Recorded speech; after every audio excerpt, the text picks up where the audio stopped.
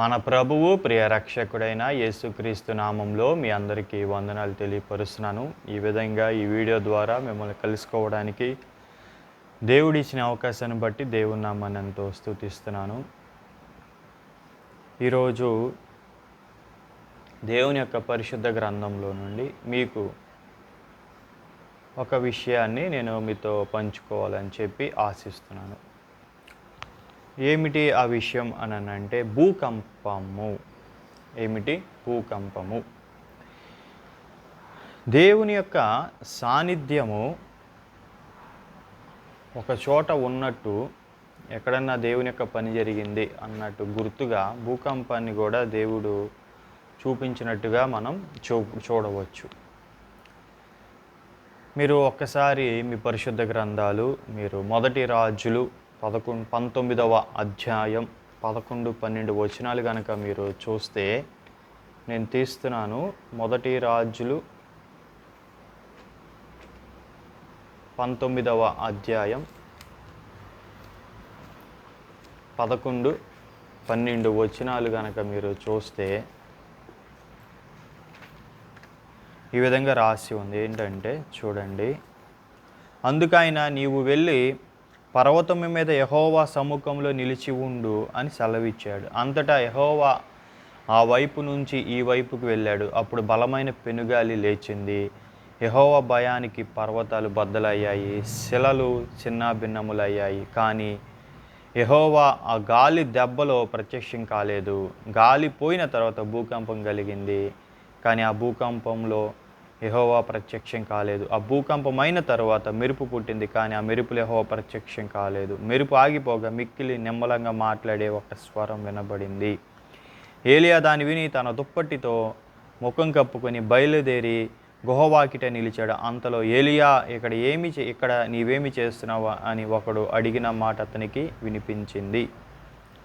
చూడండి, మనం ఈ 19వ అధ్యాయం 11-12 వచనాలలో మనము చూస్తే ఒక విషయం మనకు అర్థమవుతుంది. ఏమిటనంటే, ఏలియాతో యెహోవా దేవుడు సంభాషించే ఒక ప్రక్రియలో భూకంపం కూడా కలిగింది, పెనుగాలి కలిగింది, పర్వతాలు బద్దలయ్యాయి. అయితే ఇక్కడ మనం చూస్తే భూకంపము మనము అబ్జర్వ్ చేస్తే జరిగినట్టుగా దేవుడు ఏలియాతో మాట్లాడకముందు ఆ ప్రాంతము భూకంపంతో కంపించినట్టుగా మనము చూడవచ్చు. ఇది దేవుని యొక్క ఒక ఒక ఒక సూచన.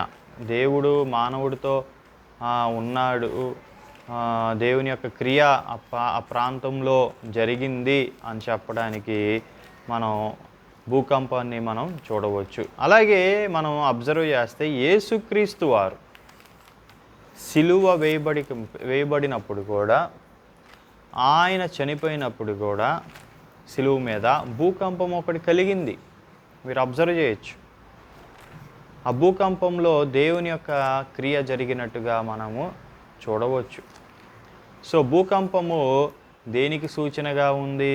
దేవుని యొక్క సాన్నిధ్యము ఆ పర్టికులర్ ప్లేస్లో ఉన్నట్టుగా మనం చూడటానికి భూకంపము సూచనగా కనిపిస్తుంది. అట్లాగే యేసుక్రీస్తు వారు తిరిగి లేచిన తరువాత కూడా భూకంపం కలిగింది. సమాధులు కూడా ఏమయ్యాయి? తెరవబడతాయి. సో అది కూడా ఏమిటి? ఒక సూచన. భూకంపం దేవుని యొక్క సాన్నిధ్యము, దేవుని యొక్క సామర్థ్యము అక్కడ వెల్లడైందని అర్థం. అలాగే మీరు చూస్తే పౌలు శీల జైలులో, చెరసాలలో బంధించబడినప్పుడు వాళ్ళు ప్రార్థన చేస్తారు, దేవుని పాటలతో స్తుతిస్తారు, మహిమపరుస్తారు. అప్పుడు కూడా భూకంపము కలిగిద్ది. చెరసాల ఏమవుతుంది? బద్దలైపోతుంది. చెరసాల బద్దలైపోతుంది.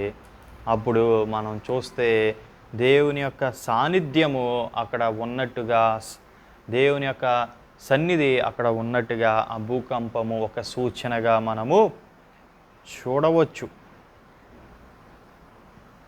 ప్రియ దేవుని బిడ్డలారా, అలాగే అపోస్తల కార్యములు 4వ అధ్యాయము 31వ వచనంలో కూడా చూస్తే భూకంపం గురించి ప్రస్తావన అక్కడ కూడా ఉంటుంది. ఒక్కసారి చూడండి, వారు ఇలా ప్రార్థన చేయగానే వారు కూడున్న చోట కంపించింది. అప్పుడు వారంతా పరిశుద్ధాత్మతో నిండిన వారి దేవుని వాక్యాన్ని ధైర్యంగా బోధించారు. చూడండి, అపోస్తల కార్యాలు 4వ అధ్యాయంలో ఆది సంఘము దేవుని యొక్క శిష్యులు, యేసుక్రీస్తు వారి యొక్క శిష్యులు ప్రార్థన చేస్తున్నప్పుడు భూకంపం వచ్చింది. వాళ్ళు ఇంకా ధైర్యంతో సువార్త చేశారు. సో భూకంపం అనేది ప్రతిసారి ఏదైనా ఒక దేశానికి వచ్చినప్పుడు, ఇంకొక చోట మనం చూస్తే మత్తయి 24లో భూకంపము దేవుని యొక్క రాకడికి కూడా సూచనలు కూడా ఉంది. సూచనలు భూకంపం కూడా ఒకటి ఉంది. భూమి కంపించిద్ది.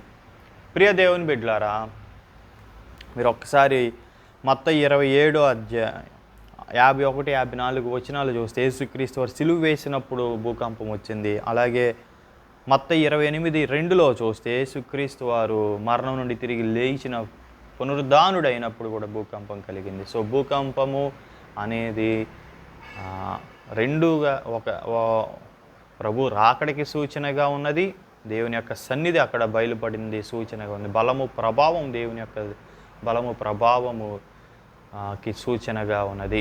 ఈ విషయాన్ని దేవుడు మన వినికిడిలో దీవించునుగాక. ఆమేన్. మీకు ఏమన్నా ప్రార్థన అవసరతలు ఉన్నా, ఇంకేదైనా దేవుని యొక్క విషయాలు తెలుసుకోవాలన్నా మీరు నన్ను కాంటాక్ట్ చేయవచ్చు. వీక్షించిన మీ అందరికీ ప్రభు పేరిట వందనాలు తెలియపరుస్తున్నాను.